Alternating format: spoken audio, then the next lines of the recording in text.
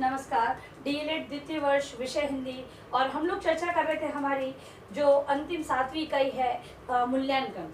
मूल्यांकन के अंतर्गत हमने अर्थ, परिभाषा, उसके उपकरण, तरीकों की बात की थी। आज हम लोग उसकी विशेषता की बात करेंगे कि मूल्यांकन में क्या विशेषता होनी चाहिए। हमने पहले ही ये मतलब कि क्लियर कर लिया था कि मूल्यांकन और परीक्षा दोनों में अंतर है। मूल्यांकन यानी कि बालक का संपूर्ण जो अवलोकन करना होता है, और परीक्षा किसी एक विषय वस्तु पर आधारित होती है। तो यहाँ पर आकर हम विशेषताओं की चर्चा करते हैं। जैसे कि पहला है यथार्थता।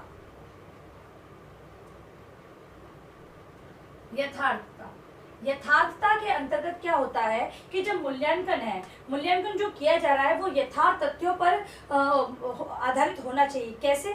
तो जो मूल्यांकन किया जाए, बालकों को जो पढ़ाया गया है उसी पर आधारित मूल्यांकन होना चाहिए। ऐसा नहीं कि आप पढ़ा कुछ और रहे हैं और मूल्यांकन का आधार कुछ और है। मूल्यांकन उनका किस प्रकार से किया जाना है उन्हें ये ज्ञात होना चाहिए, और सत्य पर आधारित मूल्यांकन होना चाहिए। यथार्थ मतलब कि जो दिया गया है, जो उन्हें दिख रहा है और जो हम लोग करवा रहे हैं उन्हें, विषय वस्तु की बात है या सहगामी क्रियाओं की बात है, किसी भी प्रकार का जो कार्य हम करवा रहे हैं वो यथार्थता पर आधारित होना चाहिए।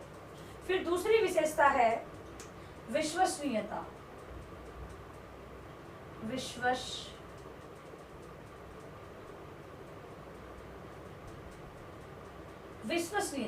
विश्वसनीयता के अंतर्गत विश्वास की स्थिति की बात की जा रही है। तो मूल्यांकन में किस प्रकार की विश्वसनीयता? तो मूल्यांकन ऐसा होना चाहिए कि जब हम जिस प्रकार से मूल्यांकन कर रहे हैं और कोई दूसरा व्यक्ति उसका मूल्यांकन करे, तब भी रिजल्ट वही आना चाहिए, उसमें कोई फेरबदल नहीं हो। मतलब कि अगर हम लोग मूल्यांकन कर रहे हैं कि उसमें पार्शलिटी की भावना, जैसे कि भेदभाव किया जाता है, वो नहीं होना चाहिए। तो मूल्यांकन विश्वसनीय होगा तो अगर मैं चेक करूं तब भी वही रिजल्ट प्राप्त होगा और कोई अन्य चेक करेगा तब भी वही रिजल्ट होगा। तो मूल्यांकन ऐसा होना चाहिए जिसमें विश्वास किया जा सके, जिसमें विश्वसनीयता का गुण निहित हो।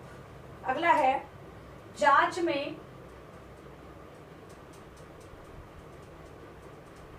में सुगमता। मूल्यांकन है वो उसकी विशेषता के अंतर्गत जांच में सुगमता, मतलब कि मूल्यांकन ऐसा कठिन नहीं होना चाहिए कि जिससे कि हमें जांच करने में कठिनाई का सामना करना पड़े। मूल्यांकन ऐसा बालक है उसे भयभीत ना हो, डर की स्थिति उत्पन्न ना हो।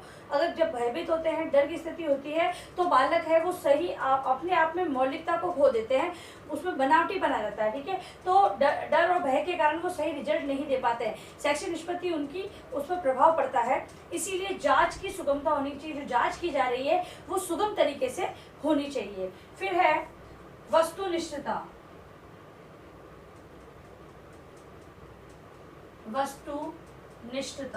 वस्तुनिष्ठता से मतलब है कि जो विषय वस्तु का भाई, अगर बालक है मूल्यांकन में कहीं पर तो अपने मन की भावनाओं को व्यक्त करते हैं, अपने विचारों को लिखते हैं, लेकिन वस्तुनिष्ठता के अंतर्गत जो आंसर सटीक होता है वही सही होता है। इसमें बालकों के मन की भावनाओं, विचारों को स्वीकार न करते हुए जो यथार्थ, जो सत्य होता है उसी को स्वीकार किया जाता है। वस्तुनिष्ठ मतलब एक फिक्स आंसर होना उसका। ठीक है, तो यहाँ पर आकर वस्तुनिष्ठता को भी अपनाया जाना चाहिए। ये विशेषता एक मूल्यांकन के अंतर्गत होनी चाहिए, जिससे कि बालकों के अंतर्गत ये विश्वास बना रहे कि जो हमने किया है वो बिल्कुल सही है। मतलब कि जो आंसर वो दे रहे हैं, वस्तुनिष्ठता में एक ही आंसर सही होता है, उसमें अलग अलग प्रकार की मतलब संभावना व्यक्त नहीं की जाती है, इसीलिए वस्तुनिष्ठता होनी जरूरी है। फिर है व्यवहारिकता।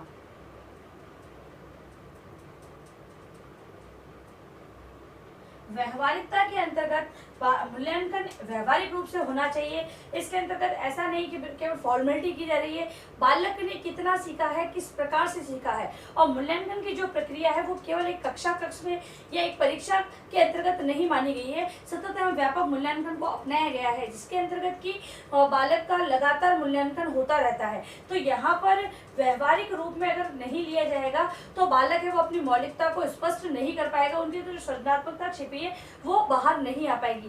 इसीलिए व्यवहारिक रूप में मूल्यांकन होना चाहिए। फिर है वैज्ञानिकता।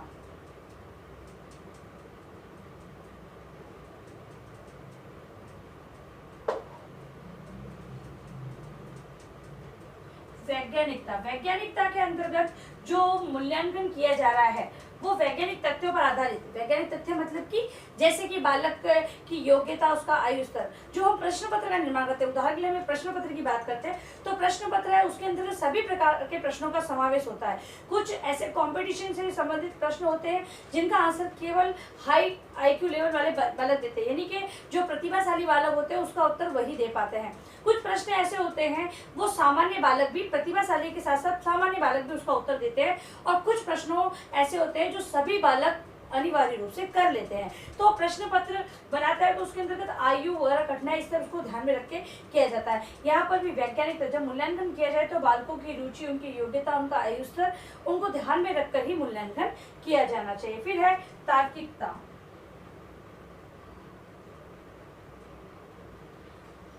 तार्किकता के अंतर्गत मूल्यांकन के अंतर्गत उन पक्षों को समाहित किया जाना चाहिए जिनसे कि बालक है तर्कपूर्ण चिंतन कर सके। अब कहीं पर विषय वस्तु है उसका आंसर हम लोग वस्तुनिष्ठ के आधार पर मान रहे हैं कि वहां पर एक सटीक आंसर ही मान्य है, लेकिन कहीं पर ऐसी चीजें होती है कि बालक है वो विषय वस्तु से हटकर कुछ जानकारी हमें देते हैं, तो वो जानकारी देने के लिए भी मूल्यांकन में जगह होनी चाहिए। तो तार्किकता की विशेषता मूल्यांकन के अंतर्गत होनी चाहिए। अब हम पढ़ेंगे प्रश्नों के प्रकार।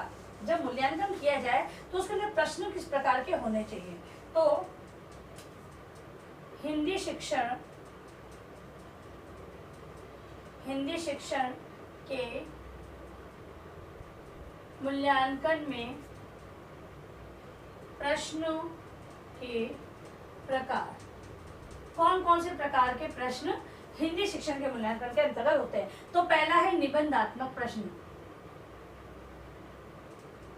निबंधात्मक प्रश्न सभी जानते हैं निबंधात्मक प्रश्नों के बारे में। तो निबंधात्मक प्रश्नों में क्या होता है, निबंधात्मक प्रश्नों के अंतर्गत किसी चीज का वर्णन दिया होता है या फिर किसी विचार विश्लेषण की बात कही जाती है। तो निबंधात्मक प्रश्न है उसके अंतर्गत बालक है वो अपने विचारों को बहुत अच्छी तरीके से समझा सकते हैं, अपनी भाषा के अंतर्गत वो उनका जवाब दे सकते हैं। निबंधात्मक प्रश्नों का महत्व की बात करें तो निबंधात्मक प्रश्नों के अंतर्गत अगर देखा जाए तो बालक है अपने जो विचार वगैरह जो भी होते हैं, क्योंकि बालकों को जो विषय वस्तु पढ़ाई जाती है कुछ बातें वो एज इट इज ग्रहण करते हैं और कुछ है उस पर तर्क चिंतन करते हुए उसे ग्रहण करते हैं। तो निबंधात्मक प्रश्नों के अंतर्गत ये गुंजाइश रहती है कि बालक है वो तर्कपूर्ण चिंतन के आधार पर उत्तर दे सकते हैं। फिर दूसरा है लघुत्रात्मक प्रश्न। लघुत्रात्मक प्रश्न के अंतर्गत यहाँ पर बालकों को एक निश्चित शब्द सीमा दी जाती है। उन्हीं शब्दों के कहीं वाक्यों के आधार पर, कहीं अगर कहें कि गद्यांश के आधार पर उन्हें उत्तर देना होता है। लघुत्रात्मक प्रश्न है यहाँ पर भी बालक अपने विचारों को तार्किक ढंग से प्रस्तुत कर सकते हैं, लेकिन यहाँ पर जो शब्दों की सीमा है वो बंधी हुई होती है, इसीलिए बालक है वो केवल सटीक जो विषय वस्तु होती है उसी के आधार पर ग्रहण करते हुए इसका उत्तर दे पाते। तो लघुत्रात्मक प्रश्नों का समावेश भी मूल्यांकन, हिंदी शिक्षण की मूल्यांकन की प्रक्रिया के अंतर्गत प्रश्नों में किया जाता है। और तीसरा प्रश्न हमारा है वस्तुनिष्ठ प्रश्न। वस्तुनिष्ठ प्रश्नों के अंतर्गत हम लोग अवसद जो प्रश्न कहते हैं वो प्रश्न आते हैं। एक ही जो उत्तर होता है, बहुविकल्पी प्रश्न जिसे हम कहते हैं, रिक्त स्थान आ सकते हैं, इसमें सही गलत आते हैं। तो वस्तुनिष्ठ प्रश्न के अंतर्गत अगर हम बात करें तो बहुविकल्पी के अंतर्गत एक ही उत्तर सही होता है जो कि सटीक आंसर होता है। फिर है रिक्त स्थानों की पूर्ति। तो संबंधित दो शब्द दिए होते हैं, उनमें से कोई एक लिखना होता है, अदरवाइज बहुत सारे शब्द दे दिए होते हैं और 4-5 रिक्त स्थान दिए होते हैं, उन्हें भरना होता है। इसके अलावा सही गलत दे दिया जाता है इन वस्तुनिष्ठ प्रश्नों के अंतर्गत, या मिलान का जो प्रश्न होता है वो भी इसके अंतर्गत दे दिया जाता है। तो ये आज हमने विशेषताओं और मूल्यांकन के अंतर्गत प्रश्नों के प्रकारों की चर्चा की। अब इसी को अपनी उत्तर पुस्तिका में आप गृह कार्य के रूप में लिख कर लाएं। गृह कार्य प्रश्न, मूल्यांकन की विशेषताओं को बताते हुए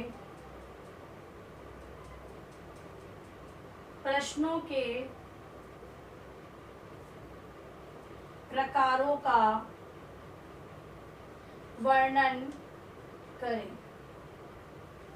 ठीक है, मूल्यांकन की विशेषताओं को आपको लिखना है और जो भी मैंने बताया वो आपको वर्णन के रूप में ही उत्तर में लिखना है। और अंत में आप लोगों से निवेदन है कि इस महामारी के दौर में कम से कम ये आवश्यक कार्य होने पर घर से बाहर जाएं। बाहर जाते तो 3 बातों का विशेष ध्यान रखें, मास्क लगाएं, सोशल डिस्टेंस बनाएं और हाथों को बार बार सैनिटाइज करते रहें। सुरक्षित रहे, सभी का ध्यान रखें। धन्यवाद।